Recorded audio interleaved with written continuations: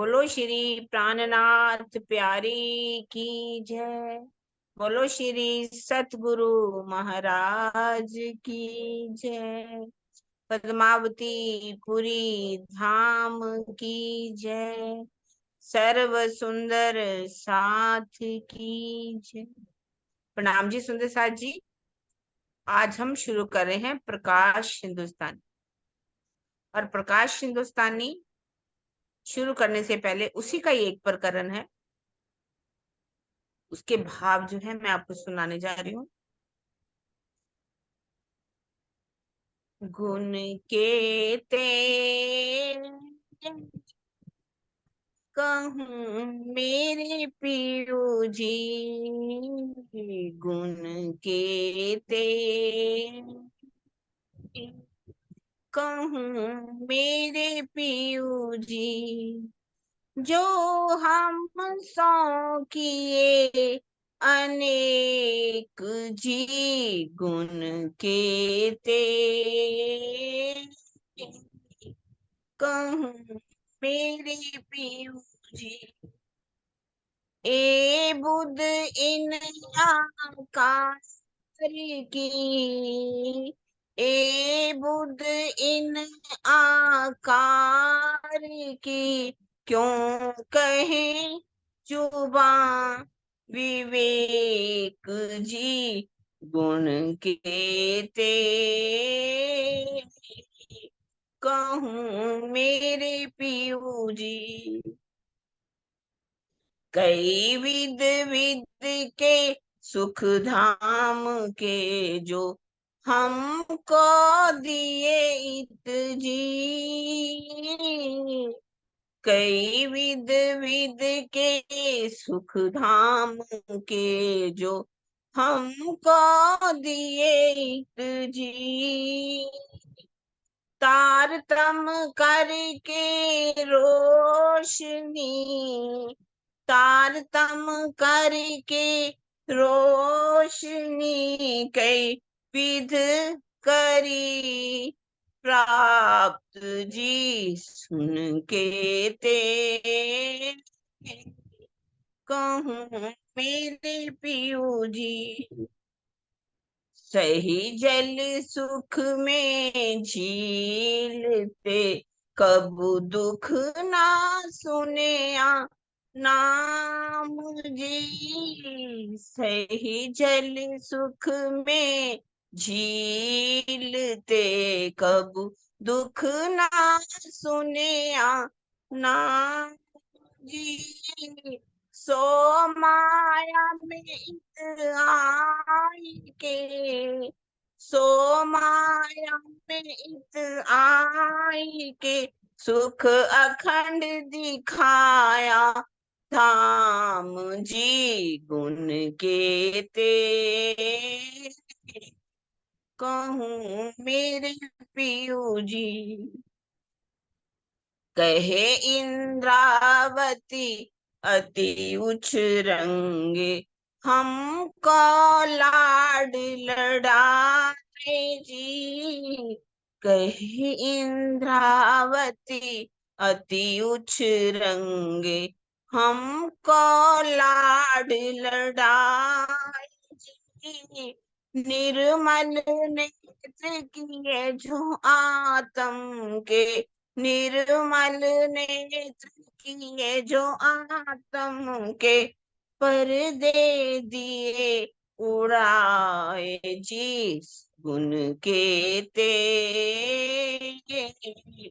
कहूँ मेरे पियू जी, गुण के ते कहूँ मेरे पियू जी। आप पहचान कराई अपनी लई, अपने पास जगाए जी, आप पहचान कराई अपनी लई, अपने पास जगाए जी, बड़ी बड़ाई दई आप थे, बड़ी बड़ाई दई आप थे इंद्रावती, कंठ लगाए जी गुण के ते। कहूँ मेरे पियू जी गुण के ते। कहूँ मेरे पियू जी जो हम सौ किए अनेक जी गुण खेते। कहूँ मेरे पियू जी ए बुध इन आकार आकार की, की, ए बुध इन आकार आकार की, की, क्यों कहे छुपा विवेक जी गुण गुण के ते। के कहूँ मेरे पियू जी। बोलो श्री प्राणनाथ नाथ प्यारे प्यारे की। की जय। बोलो श्री सदगुरु सतगुरु महाराज की। महाराज की जय। बहुत सुंदर गाया अब हम आपने। शुरू करते हैं प्रकाश हिंदुस्तानी का अनुभूमिका। अनुपम का। जम्बूर क्यों कहा गया है, इसको पढ़ेंगे।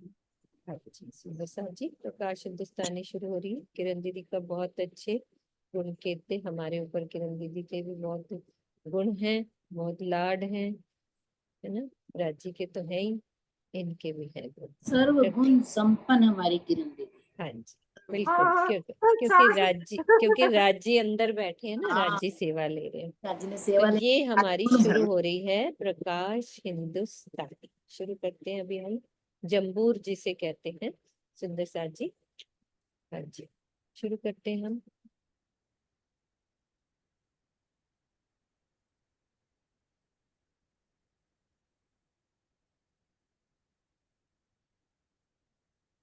श्री कुलजम स्वरूप निज नाम श्री जी साहिब जी, अनादि अक्षरातीत सो तो अब जाहिर भय सब बिट वतन सहित। प्रकाश हिंदुस्तानी जम्मू। अतीत में यहूदी समाज गहन अंधकार में डूबा हुआ था।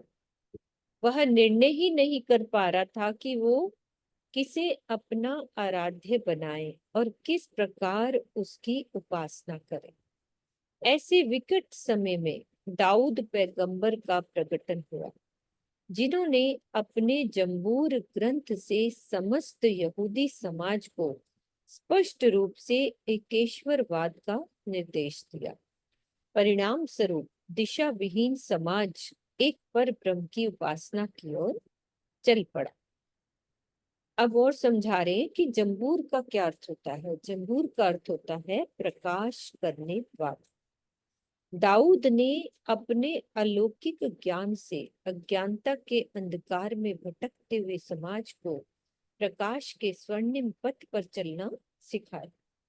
विदित हो कि सत्य सनातन वैदिक धर्म से ही पारसी मत प्रकट हुआ, जिससे यहूदी मत निकला। इसी यहूदी मत से ईसाई और मुस्लिम समाज की उत्पत्ति हुई।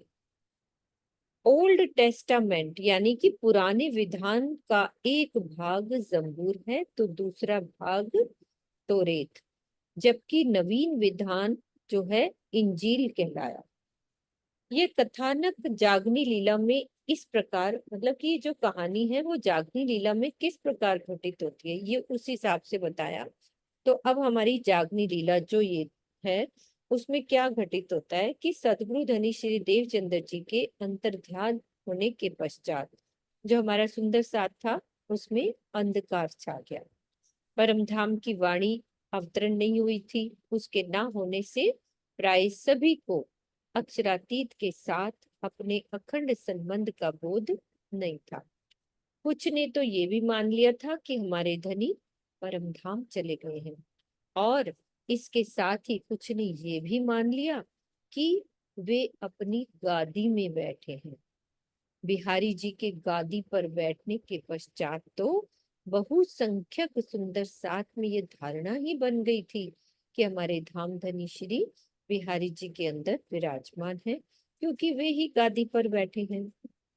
परमधाम की आत्माओं को इन भ्रांतियों से निकालने के लिए हफ्से में श्री रास ग्रंथ के साथ प्रकाश गुजराती का अवतरण हुआ, जिसका हिंदुस्तानी भाषा में रूपांतरण धामधनी के आवेश से अनूप शहर में हुआ। यानी कि प्रकाश हिंदुस्तानी हमारे अनूप शहर में उतरे।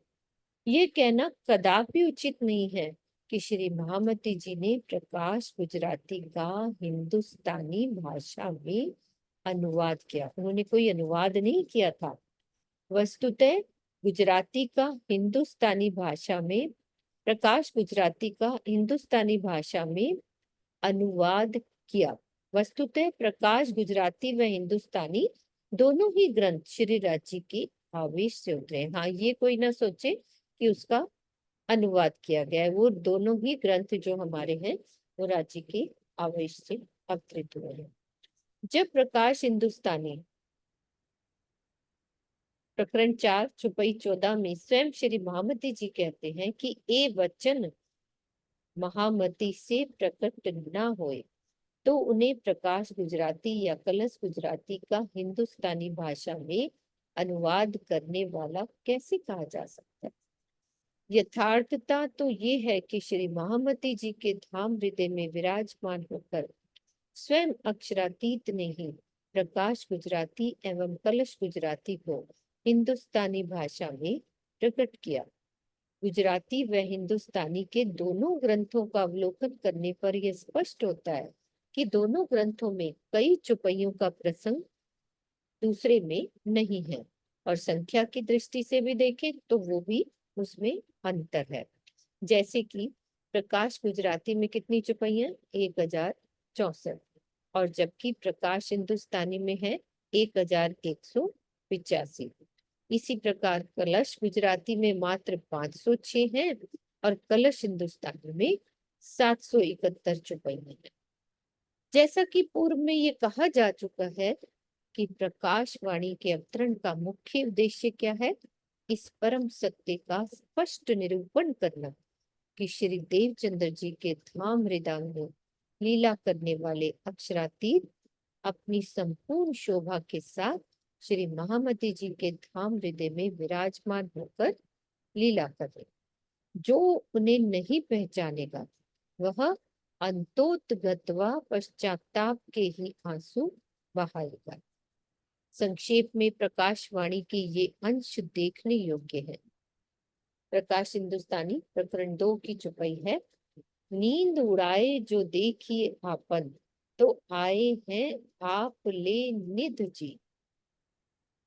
इसका अर्थ कर दो दीदी। नींद उड़ाए जो देखी अपन, यदि अपने अंदर की अज्ञानता की नींद को उड़ा करके देखें तो हमें पता चलेगा कि इंद्रावती जी की आत्म के अंदर वही स्वरूप विराजमान है जो कि देवचंद्र जी के अंदर था, और वही स्वरूप अब क्या लेकर के आया है, ये वाणी की निधि लेकर के हमारे लिए आया है। ले रुशनाई ले तार सो रुशनाई ले तारतम की आए आपन में आधार। वही तारतम वाणी का ज्ञान लेकर के, उजाला लेकर के स्वयं अक्षती हमारे बीच में इंद्रावती जी के धाम हृदय में आ गए। इन उजाले जो ना पहचाने तो अपन बड़े गुनहगार। अब हमें पता चल रहा है तारतम वाणी का ज्ञान इंद्रावती जी के धाम हृदय से में हो रहा है, उन्हीं से वाणी का अवतरण हो रहा है। अगर इस तारतम वाणी के उजाले में भी अगर यदि ये ना पहचाने कि वाणी का अवतरण हो किससे रहा है, क्या बिहारी जी के तान से हो रहा है या इंद्रावती जी के तान से हो रहा है, तो फिर कौन है हम, अपन बड़े गुनहगार जी, हम गुनहगार हैं। हृदय बैठ कहे वचने कारण साध किए स्नेह। स्वयं अक्षातीत उनके धाम हृदय में विराजमान होकर के इन वाणी के वचनों को कह रहे, क्योंकि कारण साध किए स्नेह, क्योंकि वो अपने सुंदर साथ को बहुत प्रेम करते हैं, उन्हीं के लिए ये निधि लेकर के आए हैं। 3 कारण तुम सुनियो साथ, अपन में आए प्राणनाथ। 3 कारण, इसी कारण से मेरे सुंदर साथ जी ध्यान से सुनो। अब हमारे बीच में कौन आए हैं, आपन में आए प्राणनाथ। कौन आया है, राज्य का वेश इंद्रावती जी के धाम हृदय में, जिनको हम तभी तो हम प्राणनाथ जी कहते हैं ना, क्योंकि राज्य का वेश आ गया। जो देवचंद्र जी के तन में लीला कर रहा था, अब में राज्य के तन है और इंद्रावती जी की आत्मा है जिसके अंदर बैठ करके लीला कर रहा है। इसी कारण से सुंदर साथ जी ध्यान से सुनिए। अपन में आए प्राणनाथ, वही प्राणनाथ जी हमारे बीच में आ गए। श्री प्राणनाथ जी के स्वरूप की पहचान देने के साथ साथ प्रकाशवाणी से विरहा का वो निर्मल झरना बहता है जिसके मधुर जल का रसास्वादन किए बिना आत्म जागृति के दिव्य महल में प्रवेश नहीं किया जा सकता।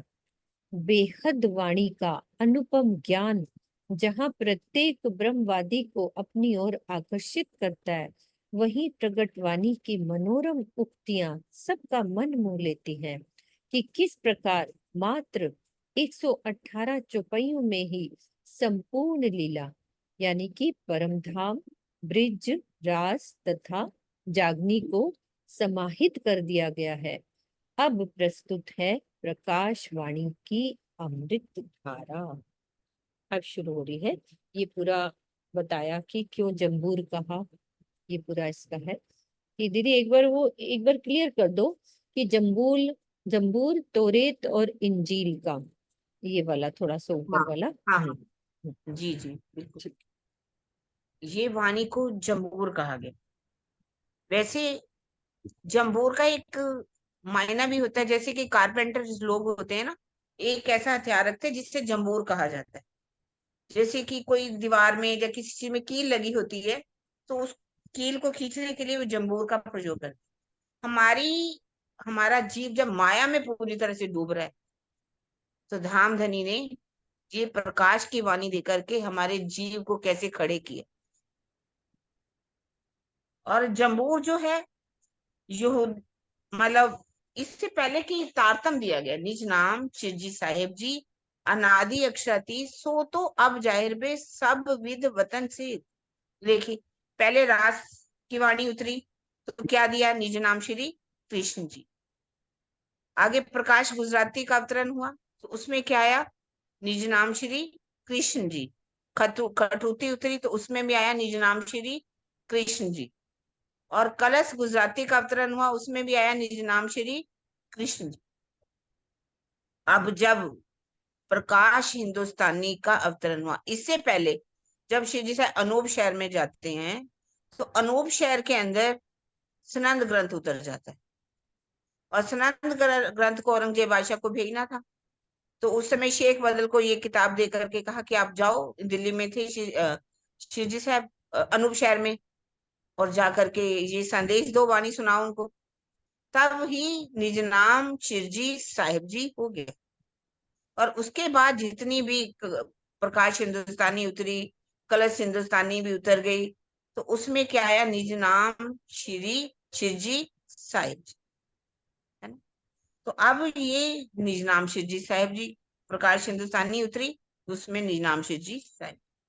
अब इसको जम्बूर कहा गया है क्योंकि उस समय यहूदी समाज था जब जम्बूर का अवतरण हुआ।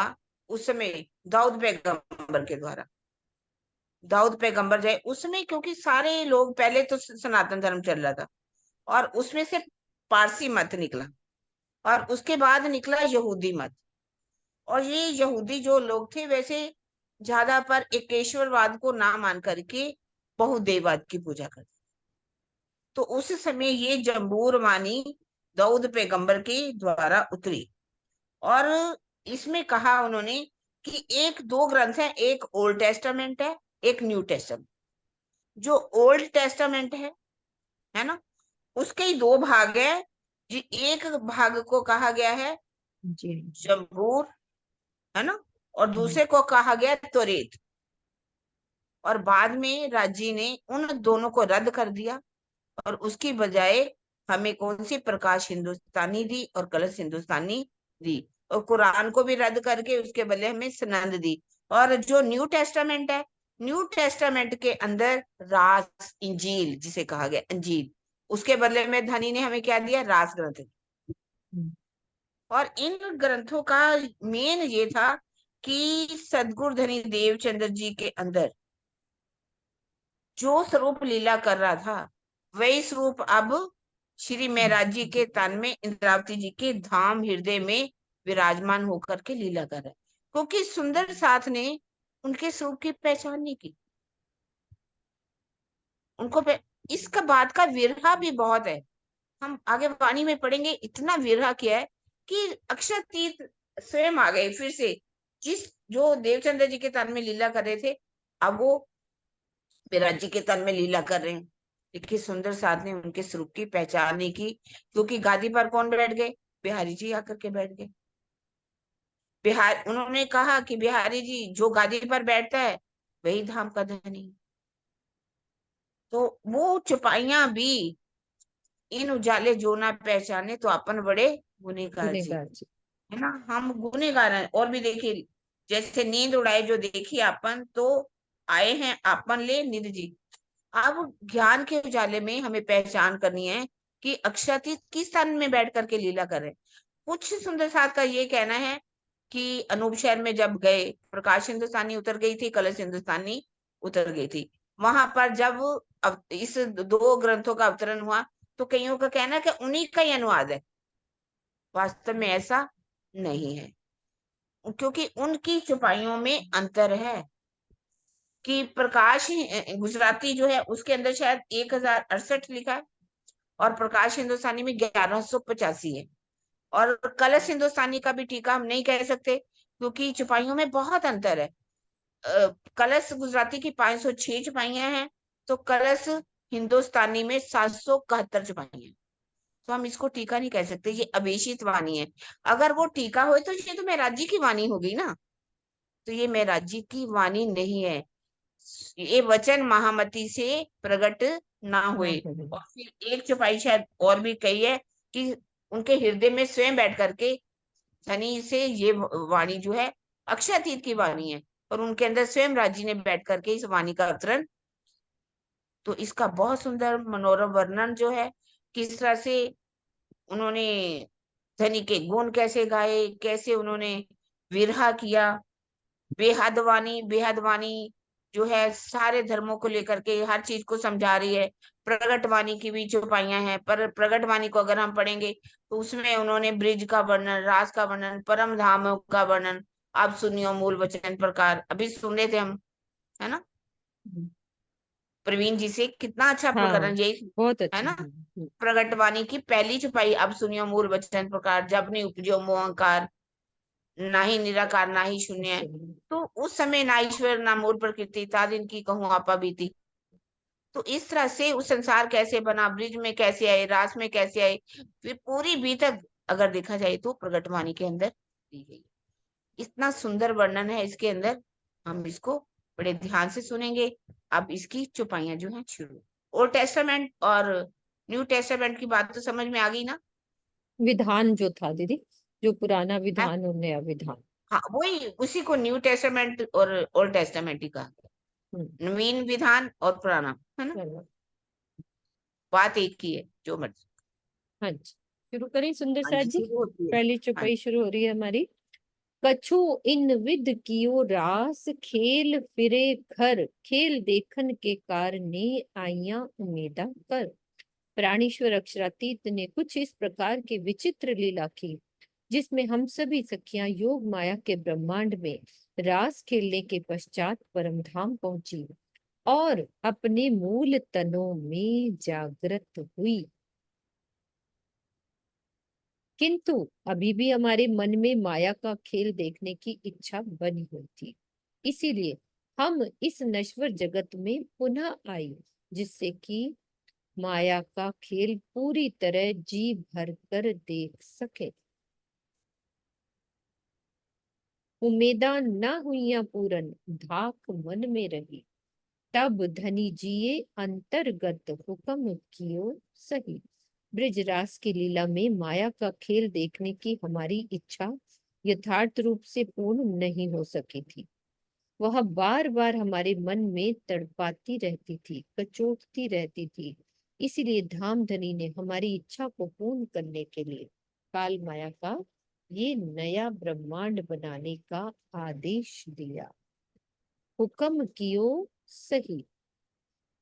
अपनी अपूर्ण इच्छा को पूर्ण करने के लिए मन में जो प्रबल चाहना होती है उसे धाक रखना कहते हैं। यद्यपि अंतर्गत का मूल आशय अंदर से लिया जाता है, किंतु उपरोक्त चौपाइयों के तीसरे चरण में आए शब्द अंतर्गत का तात्पर्य ब्रह्मांड से है। इस संबंध में तारतम वाणी के ये कथन देखने योग्य है। अंतर्गत का क्या मतलब है? ब्रह्मांड से मतलब है। तो पहला कथन ये है कि अंतर्गत ब्रह्मांड थे सदा साहिब के हजूर। किरंतन का है, सुंदरबाई अंतर्गत कहे प्रकाश वचन अति भारी जी। इसको क्लियर करते जाओ दीदी, ये वाला।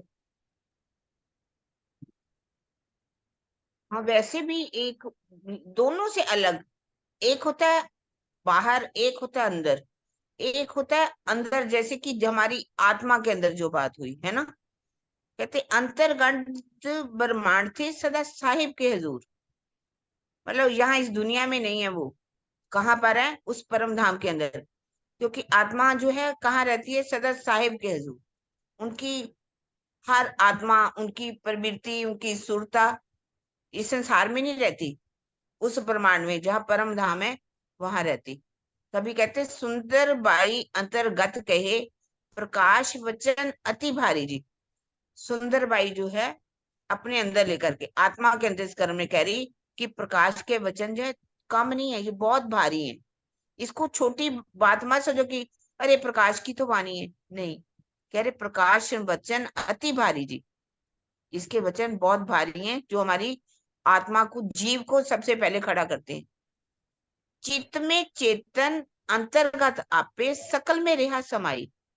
चित्त में चेतन, चित्त जो है हमारा मन, चित्त बुद्धि अहंकार होता है ना, उसमें कह रहे हैं कि चित्त में जो है वो चेतन जीव है, अंतर्गत आपे, और उसी ब्रह्मा, उसी के अंदर ही जो आत्मा है सकल में रहा, परम धाम के अंदर। यहाँ नहीं, इस पिंड में नहीं, ब्रह्मांड में नहीं, उस परम धाम में सब सकल में रहा समाई।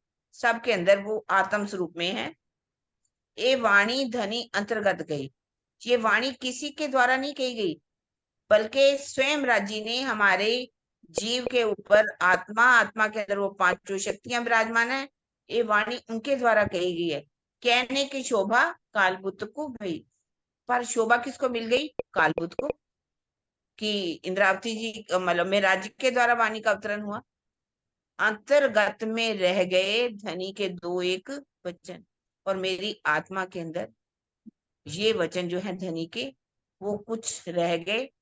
इसी को कहा अंतर्गत में रह गए धनी के दो एक वचन, जो मैं आपको सुनाने जा रही हूँ। किरंतन की बात है इसमें। इसमें सिर्फ अंतर्गत की बात को क्लियर किया गया। अंतर्गत किसे कहते? अंतर्गत में, मेरे जीव के अंतस्करण में ये वचन जो है रह गए धनी के, जो मैंने वचन सुने वो मैं आपको बता रही, इसलिए अर्थ है। ठीक है। अब तीसरो रच के खेल, श्यामा जी आए इत, तब हम भी आइया तित, श्यामा जी खेले जित।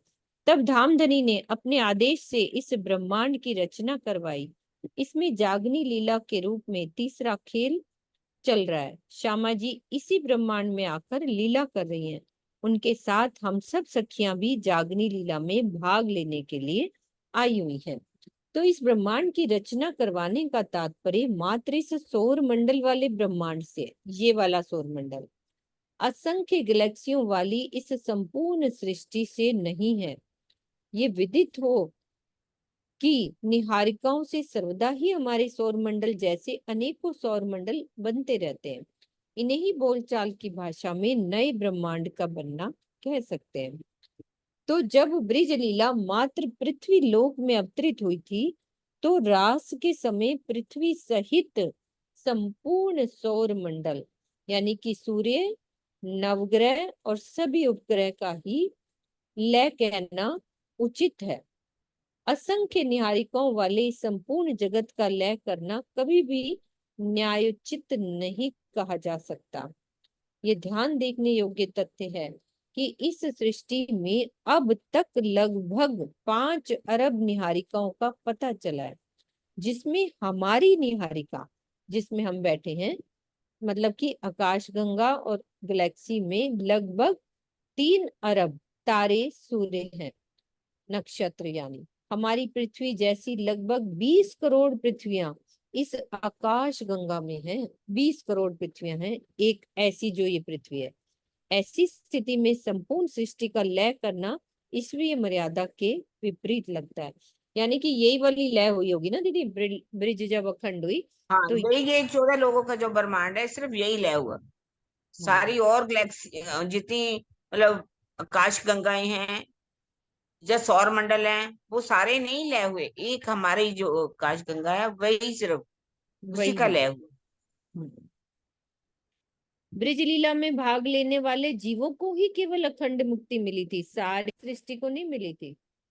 पृथ्वी लोक के सभी प्राणियों को जब अखंड मुक्ति मात्र इस जागनी लीला में मिल रही है, ये वाली लीला में मिल रही है, जागनी लीला में, तो असंख्य हम्म लोगों को लय करना युक्ति संगत नहीं लगता। कलश हिंदुस्तानी में कहा गया है कि पहले दृष्टि हमारे जो आइया, तेते मिने उजास, हम खेले तीन उजास में और लोग सबको नास। वस्तुतः सौर मंडल को ही लोक भाषा में 14 लोकों के ब्रह्मांड की संज्ञा दी जा सकती है। जागनी ब्रह्मांड के रूप में इसी की उत्पत्ति हुई है और इसी का रास के समय में प्रलय कर दिया गया था। तो इस संबंध में विस्तृत ज्ञान के लिए कृपया ब्रह्मांड रहस्य नामक ग्रंथ का अवलोकन करें। यद्यपि चौपाई की प्रथम पंक्ति के शाब्दिक अर्थ से ऐसा प्रतीत हो रहा है कि श्यामा जी ने इस खेल को बनाया, किंतु सूक्ष्म आशय ये है कि खेल को धामधनी ने बनाया, क्योंकि संपूर्ण लीला श्री राज जी के आदेश से ही हो रही है। इन लीलाओं में श्यामा जी पर भी नींद का आवरण रहा है, इसीलिए वह स्वयं ही खेल को नहीं बना सकती। श्यामा जी के लिए अतिशय शोभा युक्त शब्दावली के प्रयोग के कारण इस तरह की बात कही जा सकती है, किंतु उसका भी गुज तात्पर्य खेल बनवाने से है, खेल बनाने से नहीं है। मतलब एक शोभा दे दी श्यामा जी को। तो सुंदर सा जी, किसी को नींद ना आए, पानी वानी सब पीते रहना, ठीक है।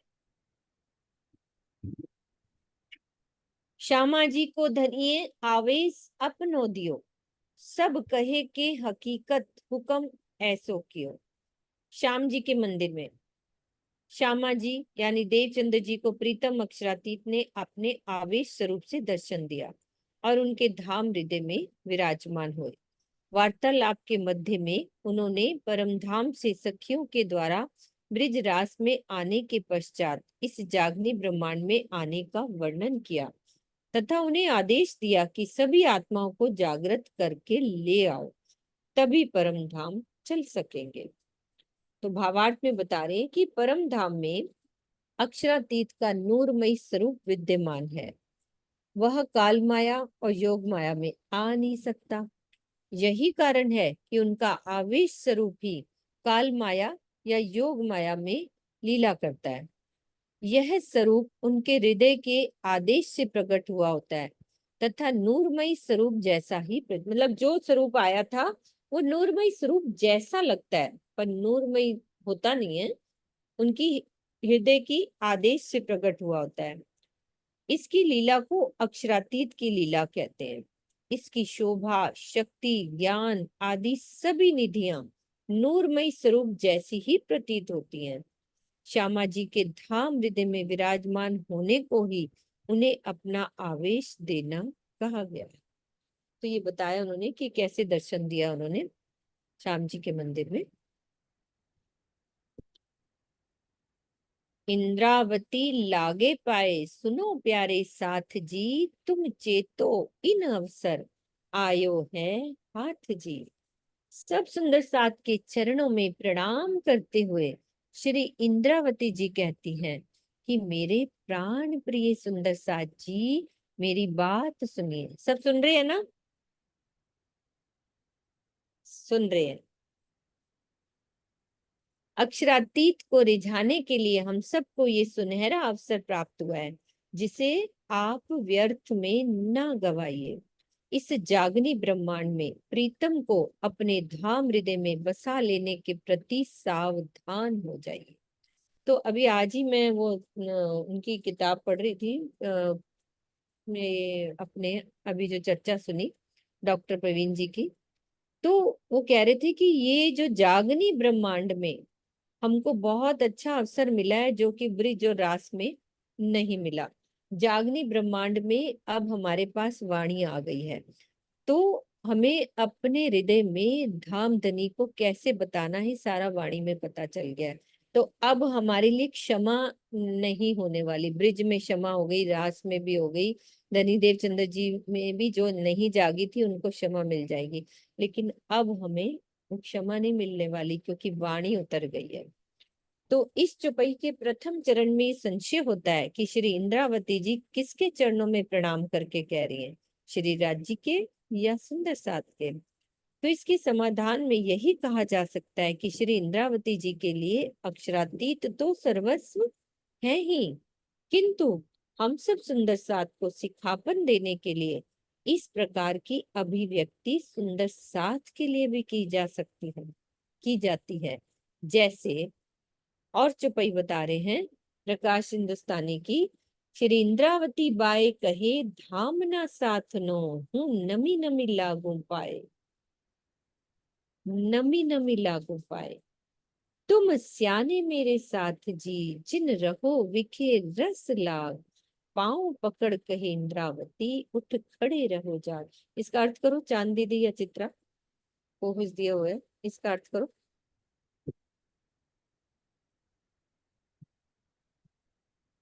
चांद आंटी प्रणाम जी, आप कर रहे हैं? प्रणाम जी, आप बोलो चित्रा। कोई बात नहीं, मैं कोशिश करती हूँ, कुछ रह जाएगा तो बता दीजिएगा। प्रणाम जी सभी सुंदर साथ जी को। तो इसमें ऊपर आया है कि श्री इंद्रावती जी किसके चरणों में कह रहे हैं, ऊपर आया ना उस चरण में। तो वो यहाँ एग्जाम्पल्स के थ्रू बताया है कि इंद्रावती बाई कहे धामना साथनो, कि हे मेरे धाम के साथियों, मैं नमी नमी लागू पाए, कि मैं आपके चरणों में झुक झुक कर प्रणाम कर कर कहती हूँ कि अब हमारे पास साक्षात राज्य की वांग्मय स्वरूप वाणी विराजमान है। अब क्यों नहीं हम अपनी आत्माओं को जागृत करते। कहते तुम सियाने मेरे साथ जी, जिन रहो विखे रस लाग, कि आप तो साथ जी मेरे सियाने साथ जी हो, आप कैसे विषयों के रस में लगे बैठे हो, कैसे इन माया के विषयों में, अपने विषयों का मतलब कि इंद्रियों के सुखों में खोए हुए हो। पांव पकड़ कहे इंद्रावती, उठ खड़े रहो जागे। एक इंद्रावती सखी की हम सुंदर साथ से रिक्वेस्ट है, जिसको कहते हैं ना कि इतना कह कह के जिसने खुद देखा हो, जिसने खुद वो एहसास किया हो उस सुख का और आनंद का, तो उनको वो उनकी विनम्रता है कि वो हम सुंदर साथ को जगाने के लिए विनम्रता की पराकाष्ठा दिखा रही हैं कि मैं आपके चरणों में प्रणाम करके कहती हूँ सुंदर साथ जी, अब यही अवसर है जागने का। कुछ रह गया हो तो किरण आंटी चांद दीदी बता देंगे। नहीं ठीक बहुत है फिर, स्पष्ट हो गया। स्पष्ट है, बिल्कुल ठीक है। ठीक है। बस ये कह रहे कि विषय वासनाओं लौकिक चाहनाओं के रस को छोड़ दीजिए, है ना। जिन रहो विखे रस लाग, विखे मतलब ये विषयों का रस, इसकी तरफ मतलब तो तुम बहुत सियाने हो, इसलिए इंद्रावती जी पांव पकड़ करके कह रही उठ खड़े रहो, उठ जाओ, जागृत हो जाओ। इस प्रकार के उद्गार कभी तो सुंदर साथ के द्वारा सीख को अनिवार्य रूप से ग्रहण करने के लिए दबाव के रूप में निकलते हैं। अब जैसे कोई कह दे कि मैं तुम्हारे चरणों में प्रणाम, इसका मतलब होता है कि वो बहुत कंपेल कर रही है कि नहीं अब जाग जाओ, है ना, दबाव के रूप में निकलते हैं। तो कभी व्यंग पूर्वक सीख देने के लिए निकलते हैं। भाई होता है ना, किसी को एक बार टोंट भी मारनी होती है, व्यंग करना होता है, तब निकलते हैं, एक दबाव देना, और कभी व्यंग के रूप में निकलते हैं। तो प्रकरण 1 चौपाई 5 हमारी पूरी हो गई है। प्रकरण 2 स्टार्ट हो रहा है। साथ को सिखापन, राग धनाश्री, हम सुंदर साथ को सिखापन दी जा रही है इस प्रकरण में। ये सीख दी जा रही है कि इस जागनी ब्रह्मांड में अब हमें क्या करना चाहिए, वो सिखापन दी जा रही है। हम सुंदर साथ लेते हैं अभी।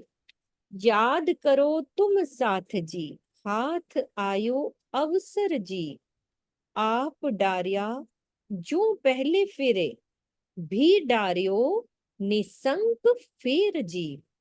श्री इंद्रावती जी क्या कह रही हैं कि हे साथ जी, अब आपके पास ये स्वर्णिम अवसर है कि आप अपने प्राणेश्वर अक्षरातीत को प्रत्यक्ष पा लीजिए। अपनी उस ब्रिज लीला को याद कीजिए जिसमें आपने बांसुरी की आवाज सुनने मात्र से अपने शरीर और संसार को छोड़ दिया था। उसी प्रकार इस जागनी ब्रह्मांड में भी बिना किसी संशय के अपने धाम धनी पर न्योछावर हो जाइए। दीदी अभी वो किताब में पढ़ रही थी कि रास में तो हमें शरीर छोड़ना पड़ा था, और स्वामी जी ने बोला उस चर्चा में कि उस शरीर छोड़ने में कितना कष्ट हुआ होगा, क्योंकि जब आवाज पड़ी तो हमारे सब शरीर छूटे, तड़प तड़प के आता है ना वर्णन, कईयों ने तड़प तड़प कर शरीर छोड़ा। लेकिन इस जागनी ब्रह्मांड में हमें शरीर छोड़ने के लिए नहीं कहा जा रहा है, बस अपना सब कुछ न्यौछावर करना है। तो ये हमें सुनहरा अवसर मिला है कि हम कैसे न्यौछावर हुए। तो भावार्थ में बता रहे हैं कि ये तो सर्वविदित है कि विक्रम संवत 1712 में सदगुरु धनिश्री देवचंद्र जी का धाम गमन हो गया था और उनके शरीर का दाह संस्कार भी कर दिया गया। ऐसी स्थिति में अब किसके ऊपर न्यौछावर होने की बात कही जा रही है? तो ये स्पष्ट है, ये कथन श्री इंद्रावती जी के धाम हृदय में विराजमान युगल स्वरूप के लिए हमें न्यौछावर होना है। तो आगे की चौपाइयों में यही प्रसंग कहीं सांकेतिक रूप में तो कहीं प्रत्यक्ष रूप में कहा गया है। वस्तुतः संपूर्ण प्रकाशवाणी श्री प्राणनाथ जी युगल स्वरूप की पहचान के लिए ही अवतरित हुई है। सुंदरबाई इन फेरे आए हैं साथ कारण जी, भेजे धनिये आवेश देके, अब न्यारे न होए एक खिन जी। परमधाम की आत्माओं को जागृत करने के लिए स्वयं श्री श्यामा जी इस जागनी ब्रह्मांड में आई हुई हैं। उनके धाम हृदय में स्वयं श्री राज जी अपने आवेश स्वरूप से विराजमान होकर लीला कर रहे हैं। वे एक क्षण के लिए भी सुंदर साथ से अलग नहीं हो सकते। राज जी महाराज ये उपरोक्त चौपाइयों के शब्दों का बाह्य अर्थ करने पर ऐसा प्रतीत होता है कि श्री राज जी ने परम धाम में ही श्यामा जी को अपना आवेश देकर इस जागनी ब्रह्मांड में भेजा है। अच्छा, परम धाम में ही दे दिया था, वही आवेश दे दिया था श्री श्यामा जी को, ऐसा प्रतीत होता है। प्रतीत होता है ना। वैसे तो एक चर्चा अभी सुन रही थी तो उसमें कहा कि वो तो एक राजी ने शोभा दी, वैसे तो उन पर भी नींद का आवरण था ना, यहाँ पर आए थे, है ना। जी आवेश अक्षरातीत से भिन्न कोई नई वस्तु नहीं है, अपितु परमधाम से बाहर लीला करने के लिए धारण किया गया स्वयं श्री राज जी का ही स्वरूप है। यद्यपि कहीं कहीं भावात्मक रूप में भावावेश, प्रेमावेश, ज्ञानावेश, क्रोधावेश आदि की बात की जाती है, जिसका तात्पर्य है कि अमूर्त भाव, प्रेम, ज्ञान एवं क्रोध आदि को उस व्यक्ति के माध्यम से मूर्तिमान रूप में वर्णित किया जाता है। इसी प्रकार अक्षरातीत का आवेश ना तो नूरमय तत्व है और न त्रिगुणात्मक, बल्कि अक्षरातीत का अपनी इच्छा के द्वारा काल माया या योग माया के ब्रह्मांड में धारण किया हुआ ऐसा स्वरूप है जो हूबहू नूरमयी स्वरूप जैसा प्रतीत होता है। यद्यपि प्रत्येक आत्मा के धाम हृदय में अक्षरातीत सूक्ष्म रूप से विद्यमान रहते ही हैं, किंतु माया का पर्दा होने के कारण आत्मा को उसका अनुभव प्रत्यक्ष नहीं हो पाता। इसी संदर्भ में यह बात कही जा सकती है कि श्यामा जी को जब तीसरी बार श्याम जी के मंदिर में श्री राज जी का प्रत्यक्ष दर्शन हुआ तो वार्ता के उपरांत श्री राज जी उनके धाम हृदय में लीला करने के लिए प्रत्यक्ष रूप से विराजमान हो गए। तारतम वाणी का क्या कथन है? हमको खेल दिखावन काज, हमसो आगू आए श्रीराज। यानी धामधनी अपनी अंगनाओं को से एक पल के लिए भी अलग नहीं रह सकते। यदि श्री राज जी ने परम धाम से आकर दर्शन दिया तो उपरोक्त चुपैयों के कथन की सार्थकता ही कहाँ रह जाती है। प्रश्न ये होता है कि विक्रम संवत 1638 से 1678 तक श्री राज जी कहाँ रहे। तो तारतम वाणी के प्रकाश में समीक्षा करने पर यही विदित होता है कि धामधनी श्यामा जी के धाम हृदय में ही सूक्ष्म रूप से विराजमान थे, किंतु प्रत्यक्ष लीला करने के लिए श्याम जी के मंदिर में दर्शन देकर उनके धाम हृदय में विराजमान हुए। अब श्यामा जी के ऊपर से माया का पर्दा हट चुका है और उन्हें यह प्रत्यक्ष रूप से दिखने लगा है कि मेरे धाम हृदय में ही मेरे प्राणेश्वर विराजमान है। इसे ही साक्षात रूप से विद्यमान होकर लीला करना कहा गया है। बीतक का यह कथन भी इसी और संकेत करता है। अंदर तुम्हारे आकार के आए के बैठे हम। सुंदर साथ की जागने के क्षेत्र में कार्यशील होने के कारण अलंकारिक भाषा में यह कथन कहा जाता है कि श्री राज जी ने हमें जगाने के लिए श्री श्यामा जी को परम धाम से अपना आवेश देकर भेजा है। तो ये क्लियर हो गया ना, ये वाली बात सुंदर साथ जी? किसी का क्वेश्चन तो नहीं है ना?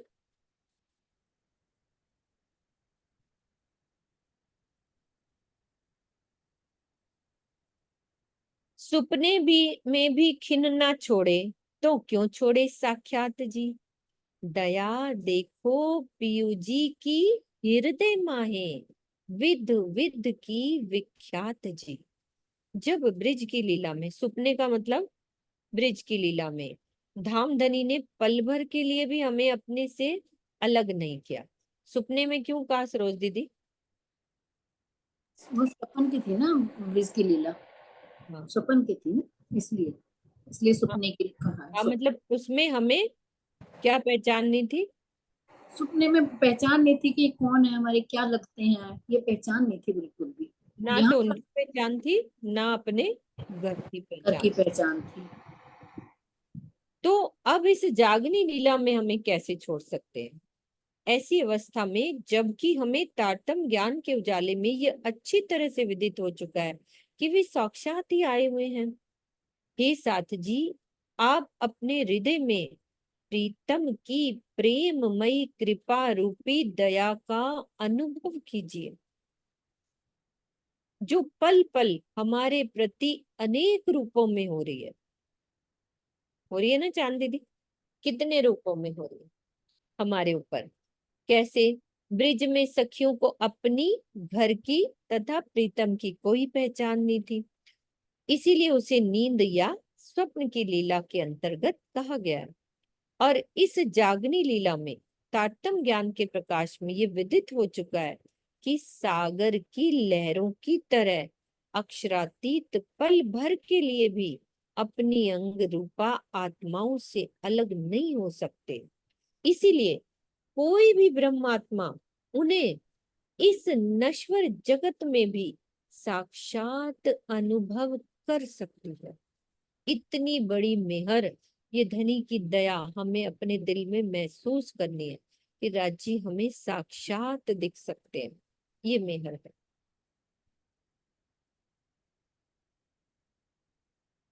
ऐसी बात करे रे पियू जी, पर ना कछु साथ को सुध जी।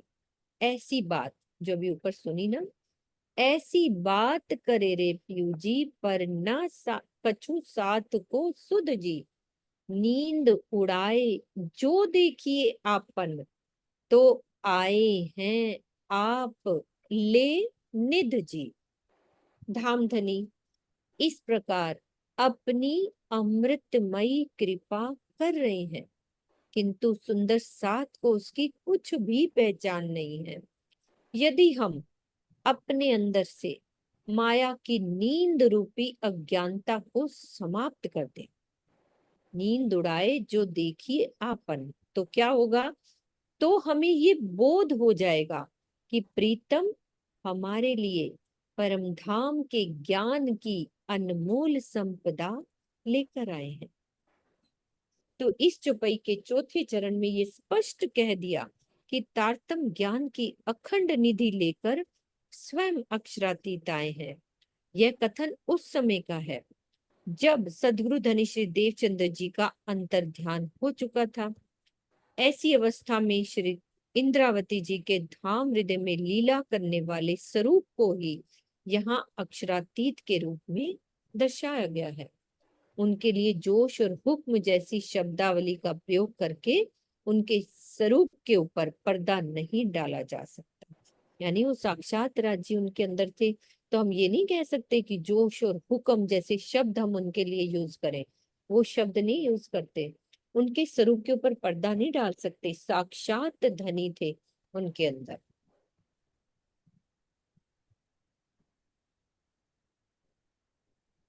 सुपने में मनोरथ किए तो तित भी पीऊ जी साथ जी। सुंदर बाई ले आवेश धनी को ना छोड़े अपना हाथ जी। ब्रिज में हमारे मन में जो भी इच्छा होती थी धामधनी उसे अवश्य पूर्ण करते थे, क्योंकि वे उस समय प्रत्यक्ष रूप से हमारे साथ थे। अब क्या हुआ? जागनी ब्रह्मांड में प्रीतम श्यामा जी के धाम हृदय में विराजमान होकर लीला कर रहे हैं, और श्यामा जी किसी भी अवस्था में हमारा हाथ नहीं छोड़ सकती है। ब्रिज में श्री कृष्ण जी के तन में अक्षरातीत अक्षर ब्रह्म की आत्मा के साथ लीला कर रहे थे, जिसमें अक्षर ब्रह्म की आत्मा पूर्ण रूप से नींद के आगोश में थी। उसे कुछ भी नहीं मालूम था कि मैं कौन हूँ और कहाँ से आया हूँ। ये कैसे हम इसको साबित कर सकते हैं? बताओ चित्रा, कि कैसे मालूम नहीं था उनको, अक्षर ब्रह्म को? उनको कुछ भी नहीं मालूम था अक्षर ब्रह्म को कि मैं कौन हूँ और कहाँ से आया हूँ। मतलब आंटी बताएंगे, मुझे ठीक से एक्सप्लेन नहीं हाँ, करना आ रहा। मैं आगे पढ़ती हूँ। चांद दीदी। हाँ जी, हाँ जी, मैं बोलूं? हाँ हाँ जी। जिस समय अंतर ध्यान हुए थे ना, जिस हाँ, समय अंतर ध्यान की लीला हुई थी, तब राज जी ने क्या किया था? अक्षर ब्रह्म का वो जो नूरी तन था, उसमें से अपना जोश और आवेश खींचा और श्यामा जी के अंदर, राधा जी के अंदर डाल दिया। तो अक्षर ब्रह्म की आत्मा चौंक गई कि मैं कौन हूँ। हाँ, उसको समझ में नहीं आया कि मैं कौन हूँ, और तुरंत वो परम धाम में जागृत हो गई। तब उसको समझ में आया, अरे ये तो योग माया के ब्रह्मांड में हो रही थी लीला, हाँ। और मैं ये समझ रहा हूँ कि हम परम धाम में ही सब कुछ देख रहे हैं। तब नहीं, पता उसने चला देखा ना मेरी ये चोटी और ये सब, हाँ ये ये मैं कौन है, कौन हूँ? ये सखियां कौन है, मैं कौन हूँ, ये मेरी चोटी क्यों बनी हुई है ऐसी। हाँ, तो वो चौंक गए थे क्योंकि उनको कुछ पता ही नहीं था। तो ये जागनी ब्रह्मांड की शोभा है ना, कि यहाँ तो हम इसको, इसीलिए तो उसको जागनी ब्रह्मांड कहते हैं, क्योंकि यहाँ हमें सब कुछ पता है। देखो इतना आश्चर्य है कि जब कोई आदमी नींद में होता है, सपने में चला जाता है, तो उसको सपने में ये नहीं पता चलता कि मैं सपना देख रहा हूँ। अगर उसको ये पता चल जाए कि मैं सपना देख रहा हूँ तो जाग जाएगा। फिर टूट पर जाएगा। यहाँ ऐसी हिकमत करी है राज जी ने कि हमें सब कुछ पता है।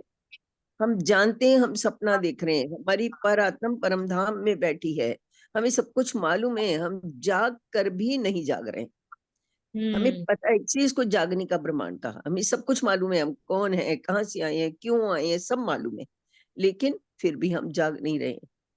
ये एक तो आश्चर्य की बात प्रकरण का ये पूर्ण स्टार्ट में यही था कि सुंदर साथ को करना क्या है, हमें है। जागना कैसे है, वो ही हमारा मैटर।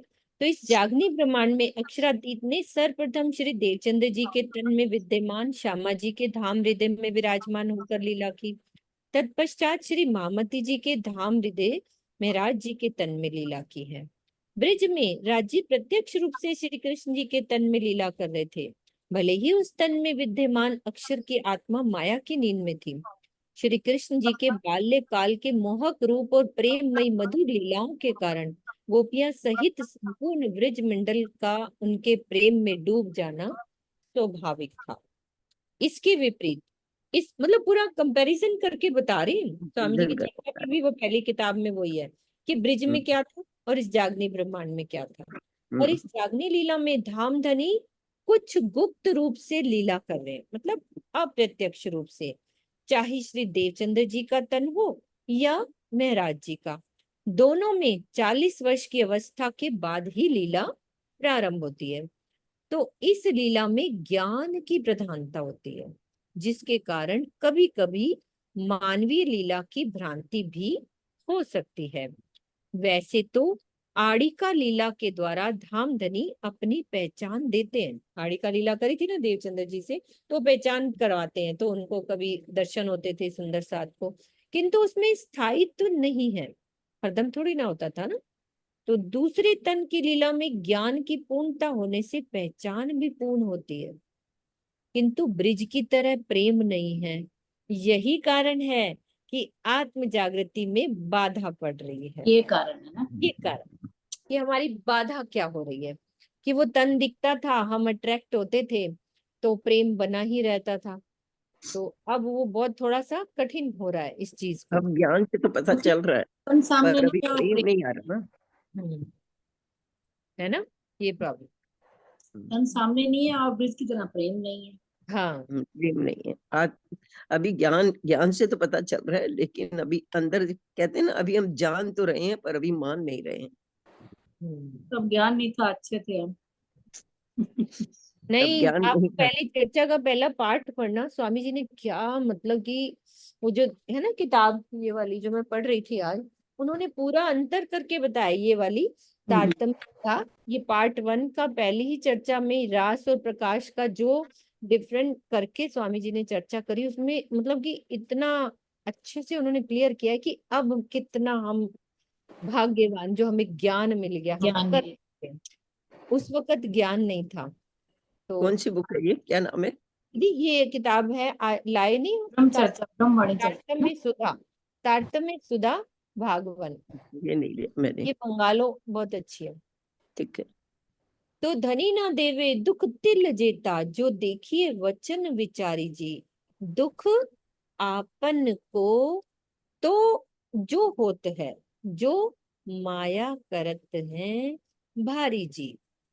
हे साथ जी, क्या कह रहे इंद्रावती जी, यदि आप अपने प्राणेश्वर अक्षरातीत के इन वचनों का विचार करें, तो ये स्पष्ट विदित होता है कि धामधनी हमें तिल मात्र अर्थात नाम मात्र के लिए भी दुख नहीं दे सकते हैं। इस नश्वर जगत में हमें दुख का जो भी अनुभव हो रहा है, वो किस लिए हो रहा है? वो इसलिए हो रहा है क्योंकि हम धामधनी की अपेक्षा माया से अधिक लगाव रखते हैं। प्रॉब्लम सारी यहीं पे है। तो भारी करना एक मुहावरा है, जिसका तात्पर्य होता है कि अधिक महत्व देना या उससे अधिक आसक्ति बांधना, यानी माया को हम अधिक महत्व देते हैं। बटन जब से। हम हाँ, जब हम धामधनी से औपचारिक प्रेम निभाते हैं, कैसे? अर्थात चितवनी से रहित होकर मात्र कर्म कांडों का प्रदर्शन करते हैं, इसको कहते हैं औपचारिकता, कि लोगों को दिखे हम आरती कर रहे हैं, भोग लगा रहे हैं, ये औपचारिकता। और संसार के क्षणिक सुखों के पीछे भागते हैं, ये दूसरा कारण। जितने भी हमारे संसार के सुख हैं उसके हम भागते हैं, तो इसे माया का भारी करना कहा जाता है। इसीलिए हमें धनी नहीं मिल रहे। अंतर ध्यान समय दुख दिए, ये आशंका उपजत दी। अब ये आशंका हो गई है। तीन समय संसार न किया भारी, साथे दुख देखे क्यों तित जी। अब मन में ये संशय उत्पन्न होता है कि यदि राज जी हमें नाम मात्र के लिए भी दुख नहीं देते, तो रास के समय अंतर ध्यान होकर उन्होंने विरह का दुख क्यों दिया? उस समय तो हमने संसार को अपने ऊपर जरा भी भारी नहीं होने दिया था, फिर भी हमने वहां की विरह का असहाय दुख क्यों देखा? ये क्वेश्चन कर रही है रूहें। वो राजी कह रहे थे, ठीक है। अब वो कह रहे हैं, दुख तो क्यों ए ना देवे रे पियो जी, ए विचार के सन से खोए जी। याद वचन तो आवे रे सखियों, जो माया छोड़ते घनो रोए जी।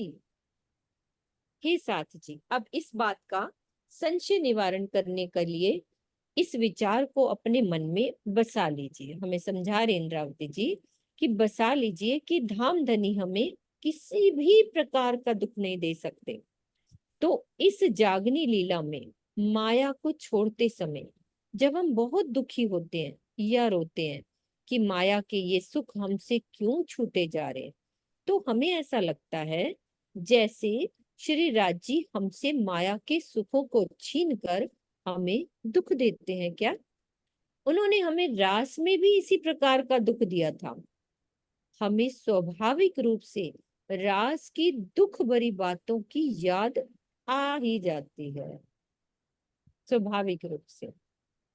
तो माया छोड़ने के समय बहुत अधिक रोने का आशय ये है कि ताटम वाणी से अपने मूल घर एवं प्रीतम की पहचान हो जाने पर जब हृदय धनी के ईमान पर खड़ा होने लगता है तो माया के सुख छूटने लगते हैं, तो ऑटोमेटिकली छूटने लगते हैं। ऐसे समय में आत्मचक्षुओं के पूर्ण रूप से न खुलने के कारण हमें ऐसा लगता है जैसे धाम धनी हमें माया का दुख देते हैं। वो तो ऑटोमेटिकली छूट जाते हैं ना। हाँ चित्रा बोलो। मैं कह रही थी ऊपर वाली चपाई में जो सवाल आया उसको एक्सप्लेन करवा दो एक बारी। हाँ, मैं भी यही चाह रही थी। हम्म, एक बार explain करें, अंतर मतलब ध्यान के वैसे समय। वैसे तो पता है कि वो दुख एज सच उसको दुख में नहीं काउंट होता, क्योंकि वही आता है कि पिया के विरह सो निर्मल किए, पीछे अखंड सुख सबको को दिए। तो वो विरह वाली मतलब उसको विरह वाली सिचुएशन से निकालना था राजी ने, कि इतना निर्मल करना था, क्योंकि उसके बाद फिर परम धाम ले जाना था। कि इंद्रावती जी ने कहा कि अब मैं हम पूर्ण सुख से भर गए हैं, अब चाले ते घर जाइए, कि जहां हमें कोई भी दुख नहीं हो पिया जी, अब वहां ले जाओ। लेकिन क्या यही इसका उत्तर है या कुछ और कहना चाहते हैं इसमें? यही बनता है क्यों सीमा दीदी, यही बनता है ना। प्रणाम जी, बिल्कुल मुझे भी यही लग रहा है। पर मेरे मन में एक प्रश्न और आ रहा था, मैं तो बाद में एक प्रश्न और पूछना चाह रही थी। मुझे ऐसा ही लगता है कि यही बनता है कि जब विश्वास होने लगता है तब तो दुख छूटने में दुख होना ही नहीं चाहिए। सुख मतलब माया की सुख छूटने में, यहाँ माया क्यों हमसे छूटती है तो हम दुखी क्यों होते हैं? जब विश्वास हो गया तब तो दुख तो रहना ही नहीं चाहिए। ये क्वेश्चन मेरा है, हम्म। दुख क्यों फील होता है फिर? पर दुख फील होता है, शायद हम सबको होता है, मुझे नहीं पता, शायद किसी को कम होता है, किसी को ज्यादा होता हो। वो होता है, परसेंटेज का फर्क है, होता सबको है सीमा दीदी, होता है। होता है। अभी हम जरा छूटे भी नहीं है सुख इस चीज छूटता है, से। जरा भी हमारा किसी का साथ छूटता है, किसी प्रिय का साथ छूटता है, चाहे हमारी सेहत का साथ छूटता है, चाहे हमारे कहिए फाइनेंशियली हमारा कुछ कम होता है, मतलब आय कम होती है, ये कुछ भी होती है, तो एक थोड़ा सा मन में कसक तो होती है। नहीं, अभी समय हमारे समर्पित कहाँ है हम पूरे? तो इसका मतलब हम में से सभी समर्पित नहीं है। नहीं मैं है, नहीं, नहीं है। मैं ये बात अकेली हूँ, तो तो सीमा, क्षमा ये करें, बात मैं तो अपनी बात स्पष्ट कर हो रही थी, गई। सबकी नहीं कर रही हूँ। नहीं, सब समर्पित नहीं है अभी। ये तभी ये तो बात सीमा आंटी, अभी वैसा वाला विरह आ कहाँ रहा है? अभी कोई हम हर पल रो रहे हैं राज्य के नहीं लिए? रो रहे। अभी इंद्रावती सखी का जो हाल है, प्रकाश की सारी वाणी, अब आगे आगे हम देखेंगे कि वो उनका जो हाल है, मतलब उसका एक अंश मात्र भी विरह अभी हमें नहीं आ रहा है। अभी तो हमें सिर्फ ज्ञान का, कहते हैं ना, अभी तो हम ज्ञान का सुख ले रहे हैं। अब किरंतन पढ़ा तो कितना सुख ही लिया, बस एक लज्जत आ रही है चौपाइयों की, लेकिन वैसा वाली तड़प तो नहीं जग रही ना। अभी अभी दिल हो रहा है, अच्छा लग रहा है, लज्जत मिल रही है, धनी से प्रेम हो रहा है, ऐसी बात नहीं है, अनुभव हो रहे हैं, पहले से बहुत ज्यादा हो रहे हैं अनुभव। लेकिन वो एक होता है ना तड़प, की रूह की तड़प, वो कहाँ जग रही है? जैसे वो जगेगी फिर सब जहर लगेगा ना। अभी पर माया मुझे कहाँ ऐसा लगता जहर है, लग रही है? मुझे ऐसा लगता है रास में उन्होंने विरह की तड़प दी हमें। रास में हमें विरह हुआ, जब जब हमें वो आवाज सुनाई दी तो हमें राज्य के प्रति विरह हुआ कि इतने दिनों से मिले नहीं, हमने तन त्याग दिया, पहुंच गए। अंतर ध्यान हुए तब भी हमें बेहद विरह हुआ, बहुत ज्यादा विरह किया, सबने बहुत तड़पी हैं रूहें, बहुत कुछ हुआ है। और इस जागने के ब्रह्मांड में हमें विरह की जगह ज्ञान मिल रहा है, वहां ज्ञान नहीं था, ये बात है। यहाँ ज्ञान ज्ञान मिल रहा है, वहाँ विरह मिला है, वहाँ प्रेम मिला है, यहाँ ज्ञान मिल रहा है। यहाँ दोनों ज्ञान में मिला। अंतर देखिए, यहाँ प्रेम नहीं है हमारे पास, विरह नहीं है, ना प्रेम है ना विरह है, लेकिन स्वामी जी, ज्ञान है, इस समय आ रहा है। लेकिन स्वामी जी ने एक चर्चा में ये भी कहा है, ज्ञान के बिना प्रेम भी नहीं आ सकता। नहीं, ज्ञान के साथ प्रेम तो आएगा, आएगा लेकिन ही आएगा इतना ना। नहीं आ रहा, या तो ज्ञान की भी अभी कमी है, अंदर ज्ञान पूरी के तरह साथ नहीं खुल रहा। नहीं घूम रहा। अभी तो हम इंद्रावती की रीस के क्या करें, हम तो परमहंसों के बराबर भी नहीं है। जो परमहंस हमारे हो गए हैं उनके बराबर भी नहीं हुए अभी। उनके बराबर भी नहीं है। परमहंसों के बराबर तो उनके तो अभी चरणों की धूल भी नहीं है, नहीं है, हम नहीं है। दूर तक नहीं है। बस ज्ञान की लज्जत जरूर मिल रही है, इसमें कोई शक नहीं है। वो आपस में बैठ के रूहों के साथ भी मिल रही है, अकेले में भी वाणी पढ़ते हैं तब भी वो मिलती है। ज्ञान की लज्जत जरूर है। तभी तो स्वामी जी हर समय चितवन को इसलिए कहते हैं क्योंकि जितना जितना चितवन में बैठेंगे उतना उतना उस स्वरूप के लिए ना हृदय में कहते हैं कि करुणा आएगी। वो अपनी आएगी। चर्चाओं में तड़प बोलते हैं आई, कि वो जो तड़प हृदय आई। में हमारे करुणा नहीं आ रही ना, कि हम वो उस भाव में अभी नहीं जा रहे, मतलब अभी हम कोल्ड है, हम कहते हैं ना तो कोल्ड है क्या, तुझे असर नहीं हो रहा किसी चीज का, मतलब हमारा वो इमोशनल वाला राज्य के लिए वैसा नहीं जग रहा जैसा राज्य चाहते हैं और जैसा राज्य का है हमारे लिए। वो लेवल तक पहुंचना है ना, हमारा समानता का रिश्ता बने धनी से, वो लेवल बहुत आगे की बात है। और राज्य भी कह तो रहे हैं, विषय विषय रसों में अगर डूबते रहेंगे, हम डूबे भी हुए हैं, इसी में डूबे रहेंगे तो लज्जत कहाँ से मिलेगी, विरह प्रेम आएगा नहीं, हम राज्य तक पहुंचेंगे नहीं। नहीं नहीं, इतना नेगेटिव मत हो, सब नहीं नहीं, होगा, और हो भी रहा है। स्वामी जी बार ऐसे बार मत कह रहे कहो, हैं चितवन करो तो हाँ जरूर ऐसे देंगे। मत कहो, सब होगा, होने वाला है, रांची तो कह रहे हैं आने वाला है।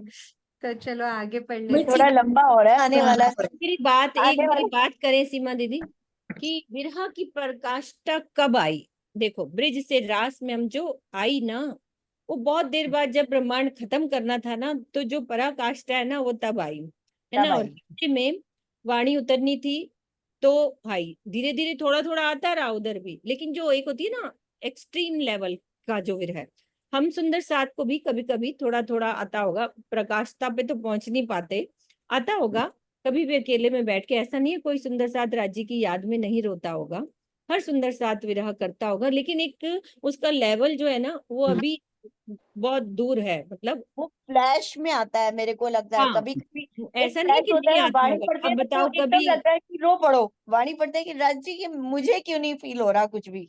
हाँ, क्यों किरण दीदी, क्या चल रहा है यहाँ पे सुंदर साथ के मन में? चांद दीदी बोलो। प्रणाम जी तो सुंदर बोलिए। जी। आज की जो चर्चा है ना बहुत सुंदर है।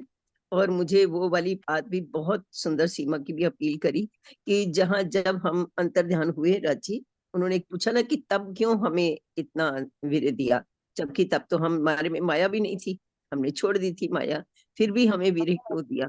क्योंकि जब तक वो वाली तड़प नहीं आएगी तब तक रांची परम धाम कैसे लेके जाएंगे? मिल तो जाएंगे लेकिन जाना है घर वापस, तो वो वाली तड़प आएगी। और अभी अगर ये दुनिया के कष्ट हमको आ रहे हैं, जिसके कारण अब हमारे में जो तड़प जाग रही है ना, वो इसलिए अभी तड़प जाग रही क्योंकि ये माया हमसे छूट रही है। हम इसलिए दर्द नहीं आ रहा कि राजी नहीं मिल रही, दर्द हमें इसलिए आ रहा कि माया हमसे छूट रही है। दैट मीन्स अभी हम उस वाली अवस्था में नहीं पहुंचे, नहीं है।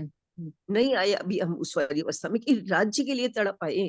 अब एक उन्होंने जवाब ये भी दे दिया कि भाई जब तुम मेरी तरफ आओगी तो उधर तो पीठ देनी पड़ेगी ना, आप बिना उधर पीठ दिए तो मेरी तरफ आ ही नहीं सकते। आप अगर उनकी तरफ फेस करोगे तो पीठ तो आपको पीछे की तरफ करनी पड़ेगी ना, और वो पीछे की तरफ पीठ करने से ही तो माया छूटती है। भाई माया छूटेगी तभी तो तुम राज्य की तरफ जाओगे, और राज्य की तरफ जाओगे मतलब माया की तरफ पीठ दोगे। अभी तो क्या हो रहा है, अभी माया हमसे छूट रही है तो हमें दर्द हो रहा है, अभी राज्य नहीं मिल रहा है इस बात का दर्द नहीं हो दर्द रहा, नहीं है, नहीं है। अभी वो दर्द नहीं हो रहा।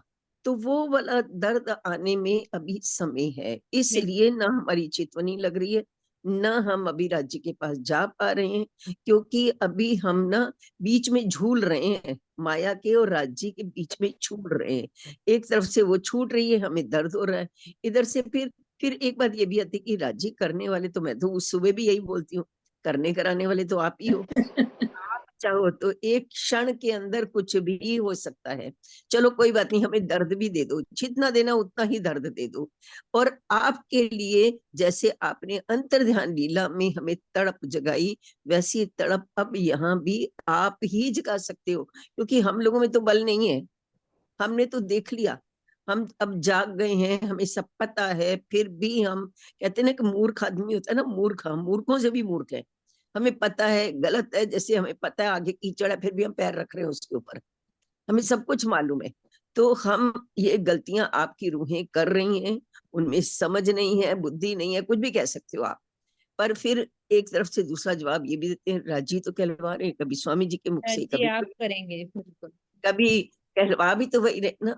मुझे ना एक बड़ी पुरानी बात याद आ रही है, एक स्वर्णा बहन जी थी फाजिलका वाली, बहुत पहले की बात है। तो एक बार मैं उनसे मिलने के लिए गई, तो उनसे ऐसे ही, तब इतनी समझ भी नहीं थी, तो जैसे मैं आज बात कर रही हूँ वही मैं उनसे, मैंने कहा कि राजी अब क्यों नहीं जगाते हमको, जैसे तब जगा दिया था अभी क्यों नहीं जगाते।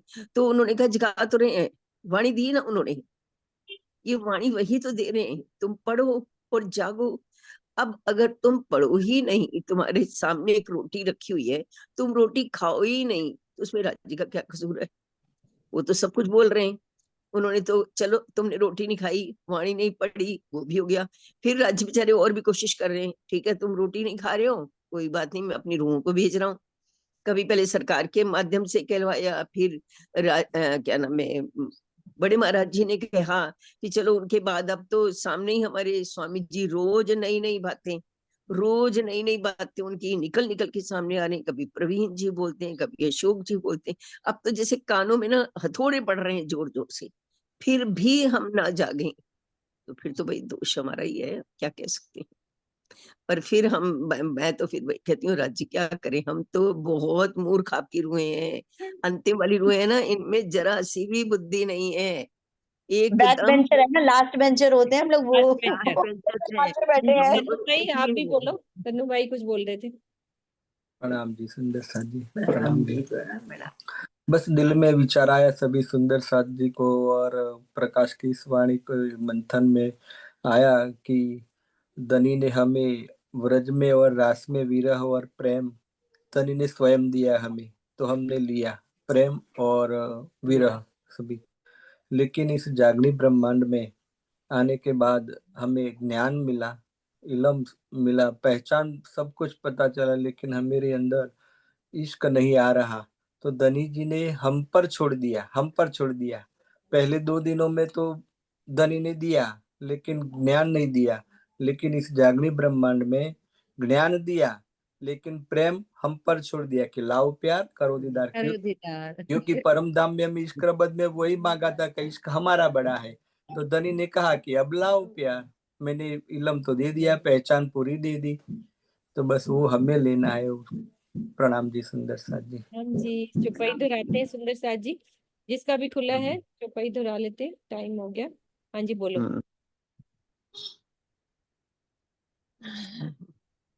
मैं बोलूं? हाँ जी हाँ जी। दुख तो ए क्यों, दुख तो क्यों ए न देवे रे पियू जी, ए विचार के संसे खोइए जी, ए याद वचन तो आवे रे सखियो, जो माया छोड़ते घनो रोइए जी, जो माया छोड़ते घनो रोइए जी। पुरुष प्राणनाथ प्यारे की जय, सतगुरु गुरु महाराज की जय। प्रणाम जी।